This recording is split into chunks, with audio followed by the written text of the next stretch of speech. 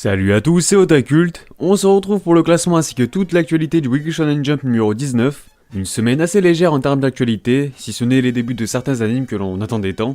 Et comme d'hab, si ce n'est pas déjà fait, je vous conseille d'aller visionner ma vidéo spéciale Jump pour les nuls, histoire de mieux comprendre son fonctionnement, voilà, histoire d'être mieux calé sur le sujet tout simplement. Et voilà, sur ce moi je vous donne rendez-vous après l'intro.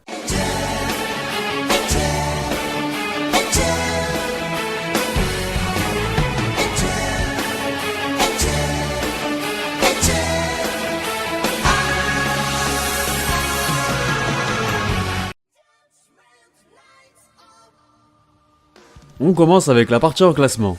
Et c'est à la comédie romantique We Never Learn que reviennent la couverture ainsi que les premières pages couleurs du magazine, histoire de fêter comme il se doit les débuts de son animé. Les autres pages couleurs reviennent à Black Clover qui célèbre sa 4ème année de parution, ainsi que son 200ème cap, donc bravo à lui. Les cuisiniers de Food Wars sont eux aussi servis par une petite page couleur, leur deuxième en 2019. Dr Stone ne profite finalement pas de la couleur pour son 100ème chapitre, mais il a tout de même droit à quelques pages supplémentaires. La série de one-shot Kimetsu no Yaiba Tomioka Jiu Gaiden nous présente sa deuxième partie. Côté nouveauté, The Last Seiyuki signe son 6ème chapitre, tandis que Yui Kamio Let's Lose en compte déjà 5. Ils intégreront le classement dans respectivement 2 et 3 semaines. Shishunki Renaissance David Kun retrouve son compère de toujours, Jimotoga Japan, dans la catégorie gag manga. Et au niveau des absents, Eiichiro Oda et One Piece profitent de leur 4ème break de l'année, tandis que l'on reste encore une fois sans nouvelles d'un éventuel retour d'Hunter x Hunter. On passe maintenant au classement qui est composé de 11 mangas, soit un de moins que la semaine passée, et sans surprise, on est désormais habitué de voir Néolation occupant la plus mauvaise des places. Et histoire de pas rendre le tout trop monotone, il s'amuse à échanger sa position avec Gokutei Iguma, qui avance donc d'un pion dans l'échange. Selon mon analyse, ils seront tous les deux poussés vers la sortie dans les semaines à venir, puisque niveau vente, je vous le dis direct, ils semblent se ramasser complètement. La zone rouge est cette fois-ci complétée par Chainsaw Man pour la 4ème fois de l'année. Rien d'alarmant je présume, mais le contraste de ses premières ventes prometteuses et de ses classements en dents de scie reste assez ambigu.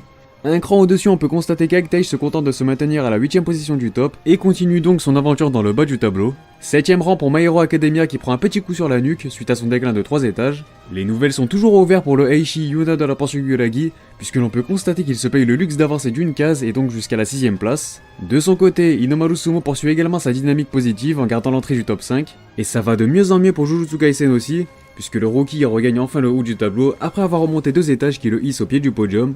Un podium que retrouve AQ après son excellente remontée de 5 échelons, de quoi lui offrir son 6ème trio de tête de l'année.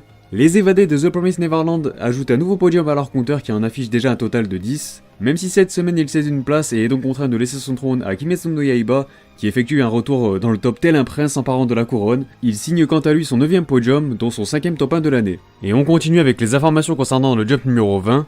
Et c'est The Promised Neverland qui profitera de son 2ème lead color de l'année, sans doute pour récompenser l'excellente popularité de son animé.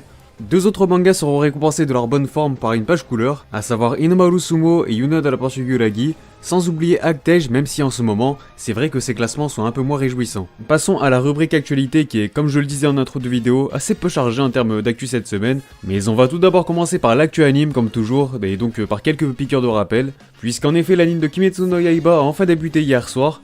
Vous pourrez retrouver les épisodes chaque samedi à 18h sur Wakanim. Notez bien qu'il s'étalera sur 26 épisodes pour cette saison. Pour ma part, j'ai trouvé cet épisode vraiment incroyable à tous les niveaux, un sans faute, et croyez-moi, on en reparlera très prochainement sur la chaîne.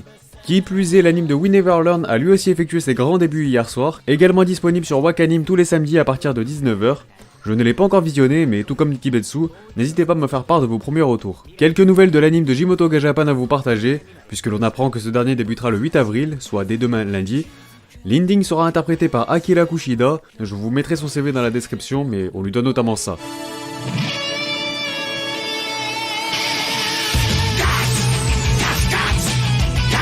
Passons à l'actu manga avec la news qui vous intéresse sans doute le plus. Voici donc le top 13 des mangas encore en cours les plus imprimés du Jump, à ne pas confondre avec un top de vente du coup.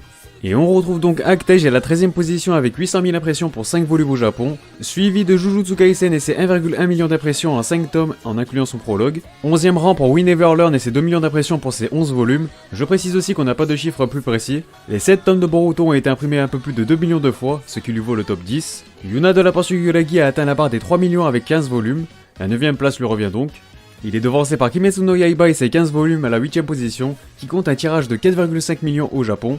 7ème place pour Black Clover dont le tirage s'élève à 8 millions en 20 tomes. L'incontournable The Promised Neverland a déjà franchi le cap des 10 millions en incluant le Japon et le monde, le tout en 13 volumes. Top 5 pour Food Wars et ses 34 opus qui comptent 16 millions d'impressions rien qu'au Japon. La 4ème place revient à My Hero Academia dont les 22 tomes ont été tirés à plus de 21 millions d'exemplaires au Japon.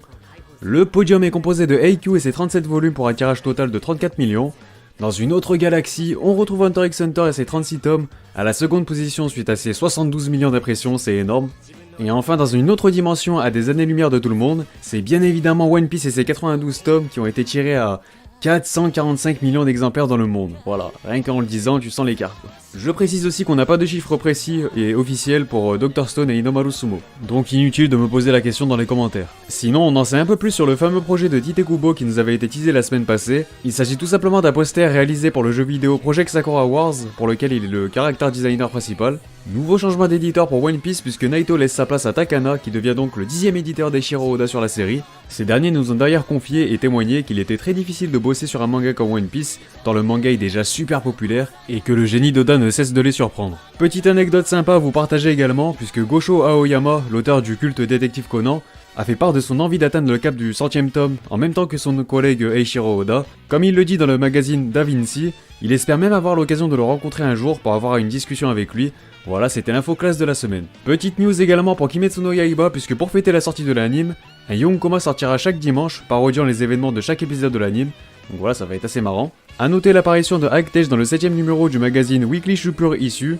Et au niveau des sorties françaises, je vous rappelle que vous pouvez déjà retrouver en librairie le 90e opus de One Piece chez Glénat, le 7ème volume de The Promised Neverland disponible chez les éditions Kazé, le 8ème tome du Eishi Yuna de la Porte Yuragi du côté des éditions Pika, sans oublier le 18ème opus de My Hero Academia, et petite rectification, Kiyun a démenti la sortie d'une édition collector pour ce tome. Sinon, le 6ème volume de Boruto vous attend aussi chez Kana. Et enfin, côté goodies, un Monopoly aux couleurs de My Hero Academia a été annoncé par Hasbro. On ne sait pas encore s'il sera distribué en France, même si je pense qu'il y a de grandes chances que cela se fasse. Pour conclure cette vidéo, je vous propose le top Oricon avec les ventes de la semaine du 25 au 31 mars 2019 au Japon. On entame encore une fois ce top avec du The Promised Neverland, puisque son 13ème volume figure à la 28ème position du top après une chute de 16 étages. Il a ajouté plus de 32 000 unités à son compteur qui dépasse désormais les 450 000 exemplaires vendus, sans compter son édition limitée. Perte de 4 places pour le tome 92 de One Piece qui recule donc jusqu'à la 9ème place. Quasiment 67 000 copies vendues cette semaine, de quoi lui permettre de totaliser quasiment 1,8 million d'unités. Mis à part ça, le top Oricon complet sera disponible dans la description comme d'habitude, et préparez-vous à du lourd pour la semaine prochaine avec les sorties du Jump. Sur ce, la vidéo est terminée, n'hésitez pas à réagir sur celle-ci et sur le classement dans les commentaires. Pensez à liker et à partager, ça fait toujours plaisir, et pour ceux qui veulent soutenir la chaîne, vous pouvez le faire gratuitement sur ma page Utip en regardant quelques pubs de 30 secondes. Sinon, pensez à vous abonner si ce n'est pas déjà fait pour ne pas manquer les prochains classements et les prochaines vidéos. Vous pouvez aussi me rejoindre sur Twitter et Instagram et sur le Discord de la chaîne. Les liens sont en description. Quant à moi, je vous dis à bientôt pour de prochaines vidéos. Portez-vous bien et on se reverra.